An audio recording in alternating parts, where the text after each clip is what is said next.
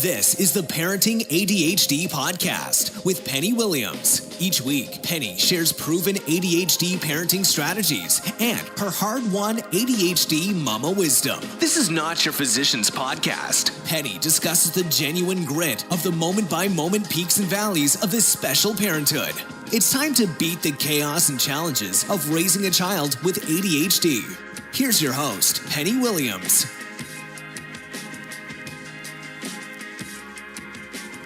Hey there, welcome to this episode of the Parenting ADHD podcast.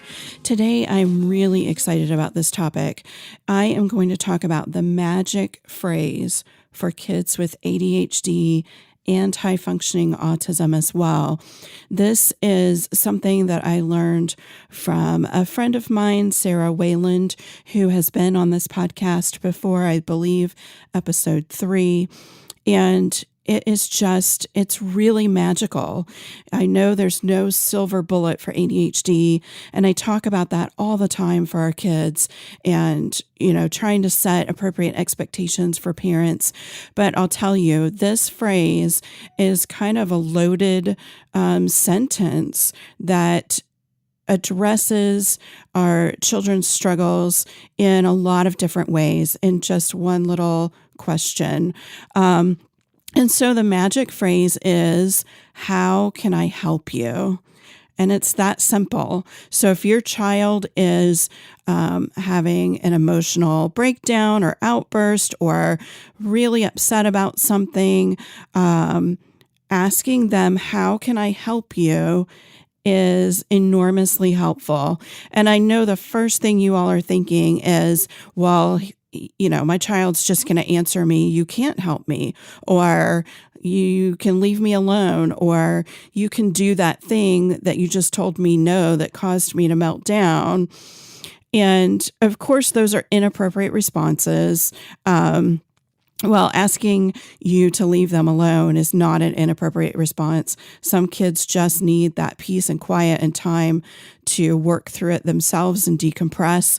My son is one of those. If I leave him alone, things fizzle out and diffuse a whole lot faster than if I try to rationalize with him and talk him out of being upset. That never works. It only makes it worse. But so here's why the phrase, how can I help you, is really so powerful.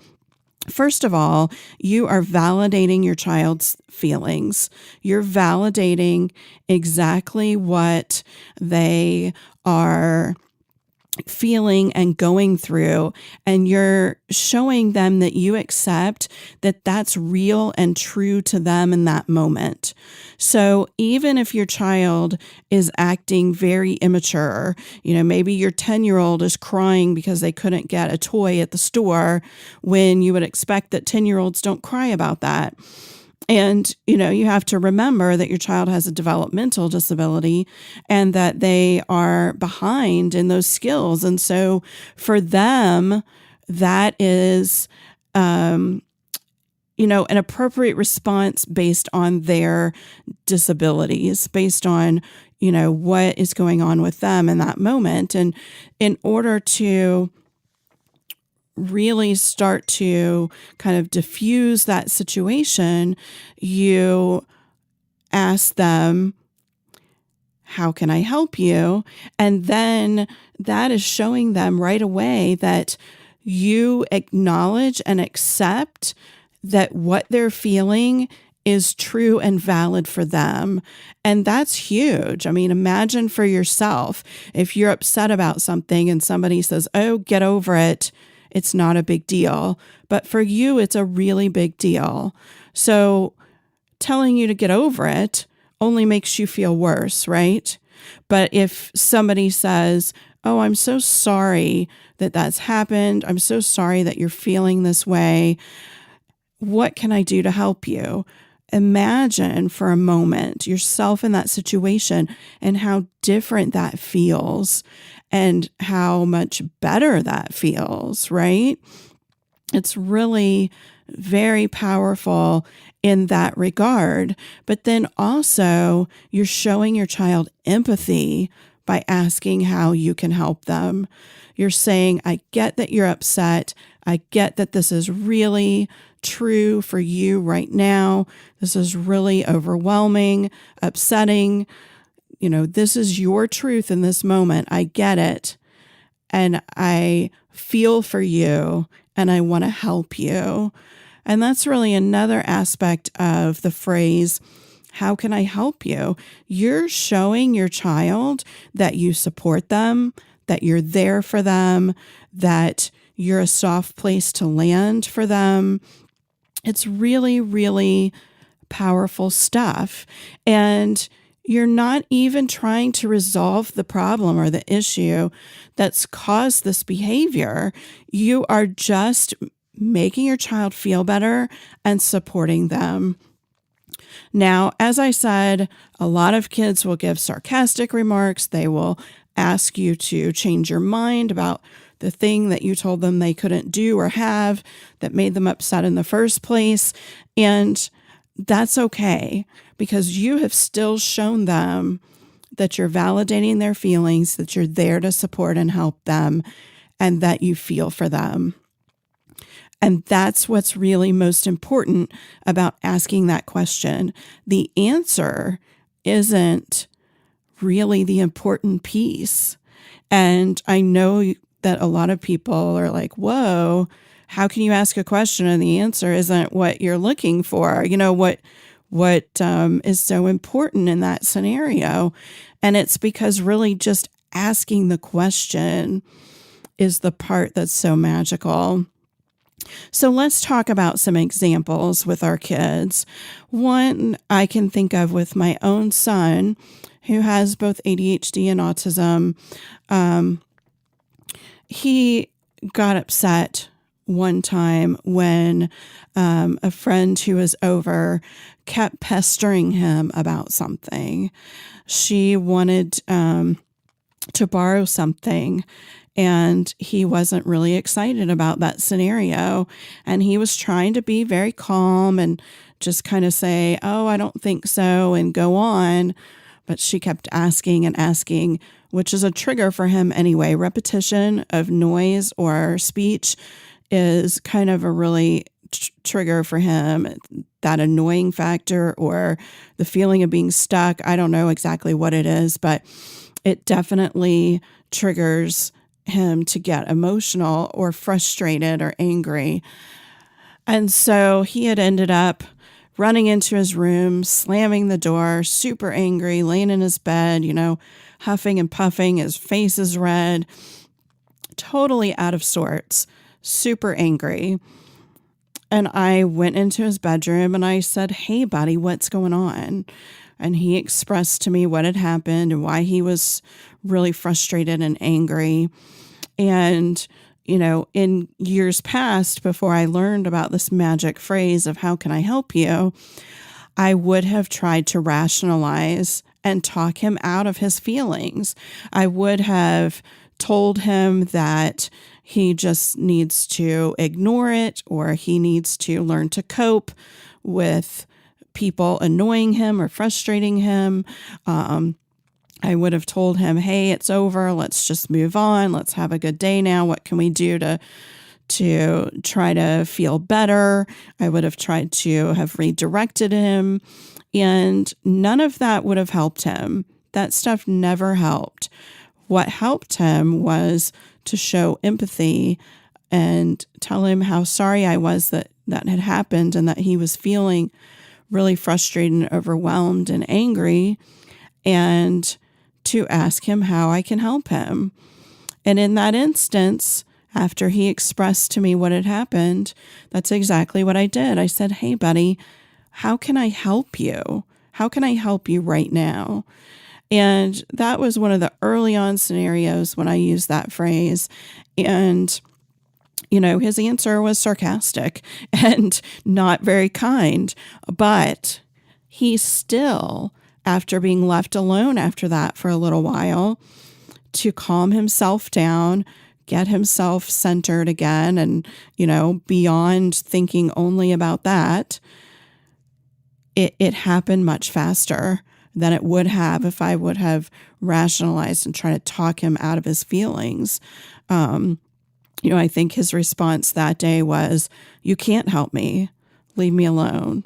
And while as parents, it kind of hurts because we want to help our kids, that was truly what he needed. He needed to be left alone and to calm himself. And there are so many scenarios where you can use this phrase. And I find myself over time trying to use it more and more and more. And what I realized too is while at first I was getting a lot of sarcastic, unrealistic answers to my question, as I kept using that phrase, he really softened to it. And he really started to, sometimes tell me reasonable things that could help him. Or he would even try to, think and problem solve after asking him that question. So, when you use this phrase with your own child, if at first you're met with a lot of unrealistic responses and sarcasm and, emotional responses, anger directed at you, don't give up on it. Be consistent. Continue to use it. It will help. That's so true for most behavior modification for kids with ADHD as well. Parents give up way too quickly.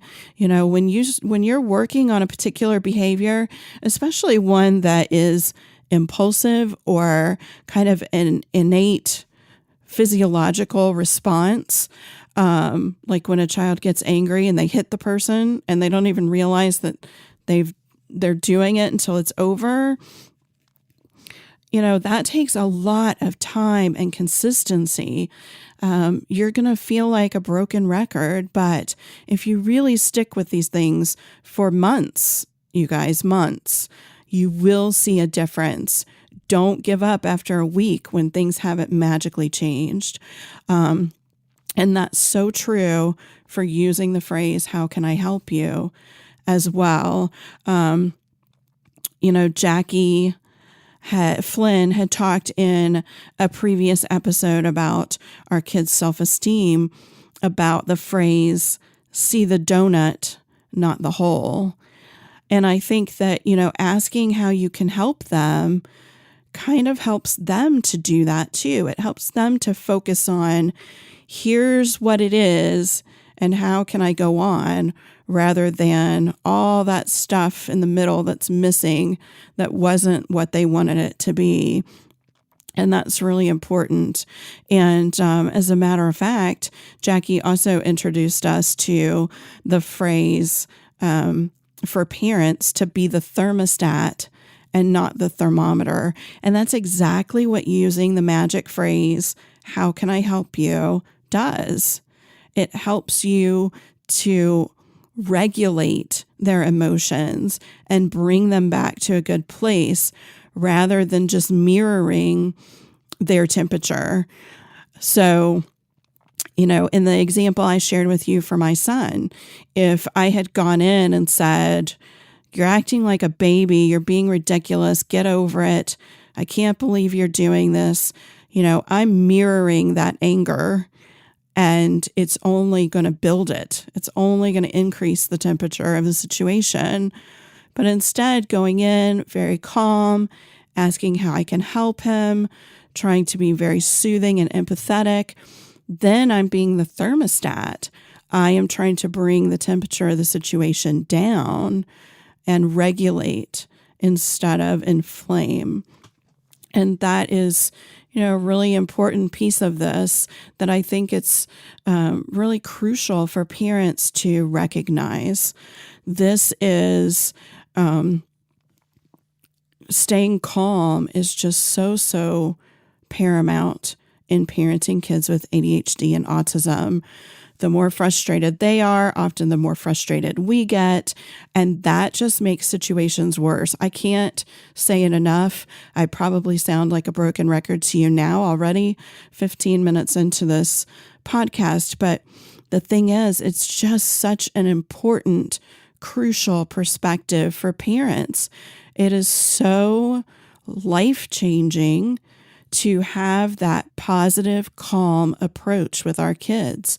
It is night and day difference. If we give back to them the intensity that they have in that moment, it multiplies. The intensity multiplies. Everything is going to get worse. It is just the way it is. And I know for a lot of people, you feel like, I'm the parent. What I say should go. There should be no arguing. There should be no back talk. And yes, that's the way most of us were raised. But our children are not neurotypical children. What worked for us is not necessarily going to work for them. What works for our other children is not necessarily going to work for our kids with ADHD or autism. And it's just a really, really important perspective to accept. It's an important way of thinking about parenting that you really have to internalize and put into practice. So let's think about another example of the magic phrase, how can I help you? I can think, just yesterday, my son got in the car.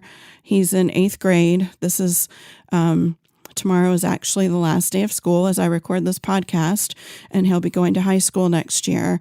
But he ended up having to do remediation for math and English because he did not pass his end of grade testing. He had no idea that it was coming. So that was strike number 1. He sat in these classrooms and did busy work for 4 hours while he saw the other 8th graders outside playing and goofing around.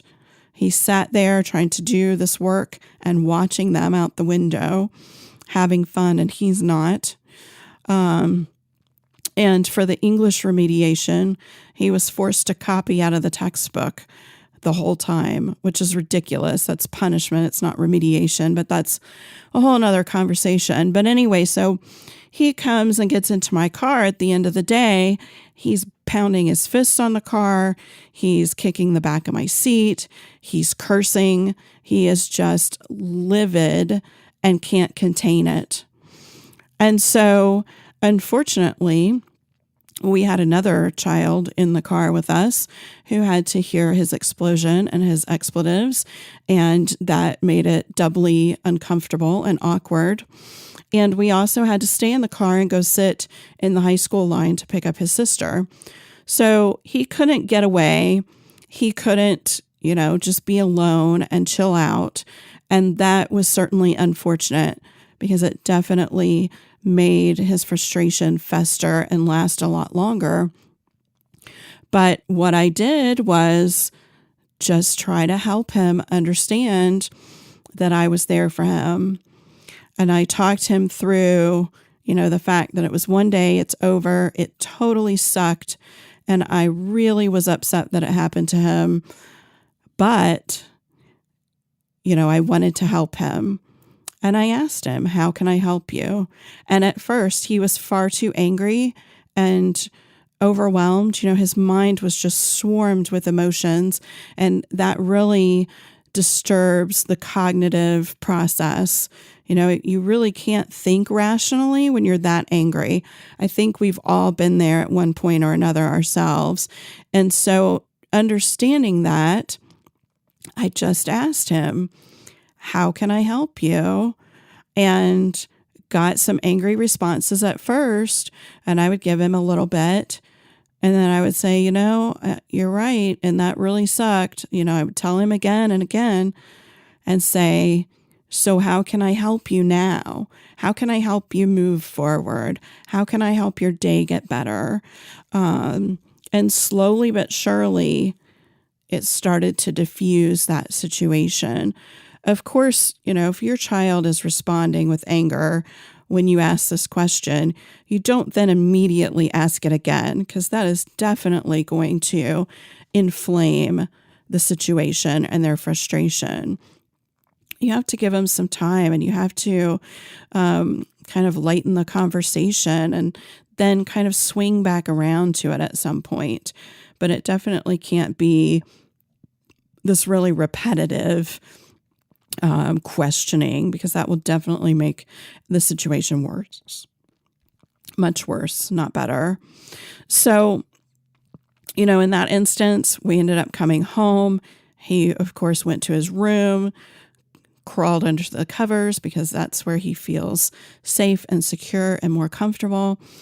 And he sat there for about 25 or 30 minutes. And then he came out and he was beyond it and he was fine. He was happy again. And, we moved forward.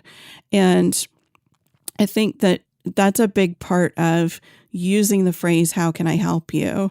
Is you use it, you show that empathy, you show that validation, you show your child that you're in their corner, you're there to support them, but then you back up and you give them the space they need, or you address their response.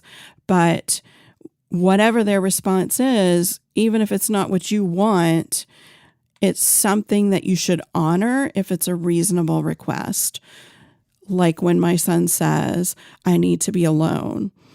It pains me to walk out of the room with him super frustrated or crying or angry and not try to help him, not try to talk him through it and get him to the other side.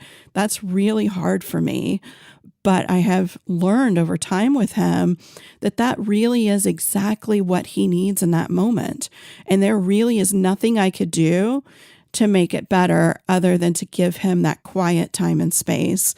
And that is a really valuable response to, you're furthering that empathy.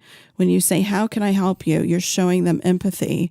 But then by following through on any realistic answers, you're again reinforcing that you have empathy for their situation, that you support their needs, and that you accept how they're feeling, and that is true for them right then in that very moment.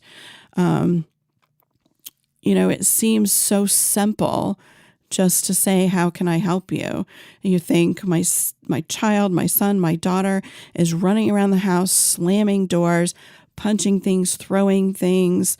How in the world is walking up to them and saying, how can I help you, really going to change anything? And I think, that's a valid point. And for most kids, neurotypical kids, maybe it's a reasonable point. Although I think this really is a very helpful strategy for all kids and not just kids with ADHD and autism. But, our instincts as parents is always to try to put a stop to bad behavior, to put our foot down and say, that's it, and for the switch to turn and it stops. And that is just not a reasonable expectation for kids with ADHD and or autism. And I'm talking high functioning autism here, not kids who are nonverbal and that sort of thing. That's a whole different parenting journey and different strategies there. But, putting our foot down and expecting the switch to turn is just going to keep us frustrated because it's not a realistic expectation. It's not going to happen. It keeps our kids frustrated because here we are not understanding them and not supporting what they really need, And so just trying to dilute the anger, kind of slowly inject your own calm and your support to kind of water it down until it becomes calm again. That's what's really effective. And, I've been aware of using the phrase, how can I help you, for maybe 2 years. And I've been on this journey for 8 years now with my son. And it has just changed so much about emotional outbursts and meltdowns and periods of intensity and periods when his mind is stuck on certain thoughts or certain things that he wants to do or have. It has made a monumental difference in our house in the way that, the energy and the emotion in our home when he's here and he's really struggling. I just, you might be really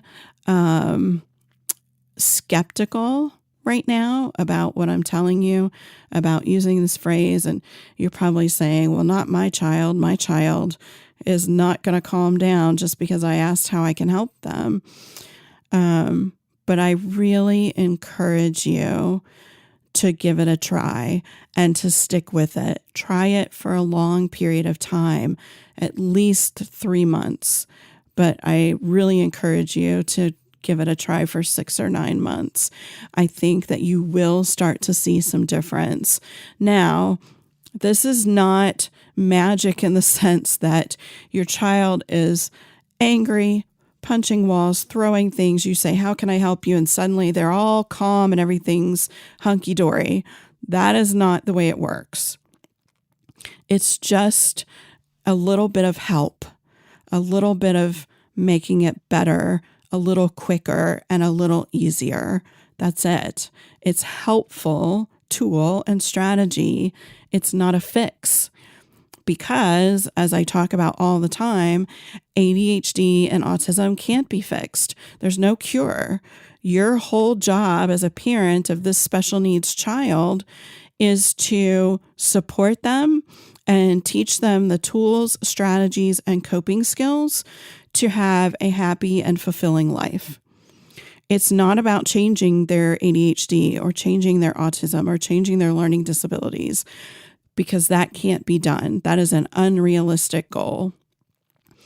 It's about helping them navigate the differences that they have and how that looks in the community, in society, in school, at work later on as adults, and providing, teaching good resilience is part of that. And asking that phrase of them when they're upset starts to teach them to kind of ask themselves that in the future. So when my son's super upset about something, the goal is that eventually he'll be able to kind of sit back and say to himself, okay, what can I do that is going to help me get over this and help me feel better and move on? And I love the Zones of Regulation program, which I have probably talked about already on the podcast. It kind of gives a visual, systematic approach for doing that. For, say, the red zone, you're angry, you're too hyper, you're too excitable, whatever. There's lots of different things that fall into that red zone in the program.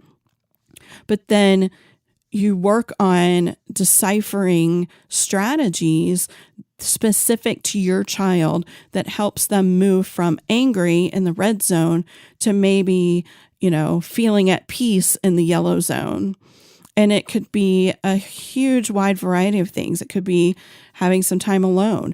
It could be going for a walk. It could be playing with therapy putty. It could be listening to music. It could be essential oils in a diffuser. It could be any sort of fidget toy. But the point is that eventually, by working through that program with them, they start using those tools automatically themselves.